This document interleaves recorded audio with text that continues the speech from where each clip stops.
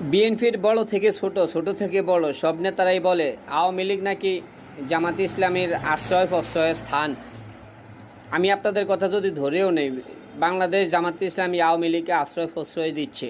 আচ্ছা, আপনি বলেন তো এমন কোন পজিশনে দেখছেন যেখানে উঠার পর এই যে এখন যে ভিডিওটা আপনি দেখবেন সামনে, বাংলাদেশ জামাতে ইসলামের কোন অনুষ্ঠানে উঠার পর আওয়ামী লীগ নেতা এইভাবে বক্তব্য দিতে পারছে?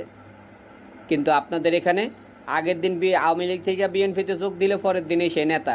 আমাদের এখানে এই সুযোগ নয়। আমাদের এখানে অনেক পড়াশোনা করতে হয় বাবু। যেটা বুঝো না ওটা নিয়ে মাথা মাইরো না, ঠিক আছে? কোনো খারাপ লোক যদি ভালো হতে চায়, বাংলাদেশ জামাত ইসলামী তাকে স্বাগত জানায়, ঠিক আছে?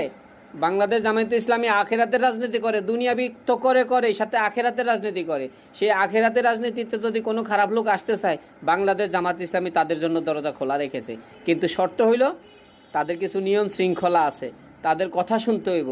কিন্তু আগের দিন আইসা পরের দিন জয় বিএনপি শব্দ স্লোগান দিবে, এরকম সুযোগ বাংলাদেশ জামাত ইসলামীতে নাই।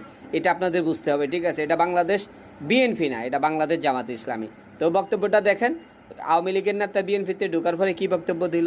ধন্যবাদ, ভিডিওটা শেয়ার করে দেবেন। আমি করছি আমার প্রিয় নেতা জনাব মাহবুবুর রহমান সরকারকে আগামী দিনের কান্ডারি এই বক্তব্য বলে আমি আমার বক্তব্য এখানে শেষ করছি। জয় বাংলা, বাংলাদেশ, বাংলাদেশ।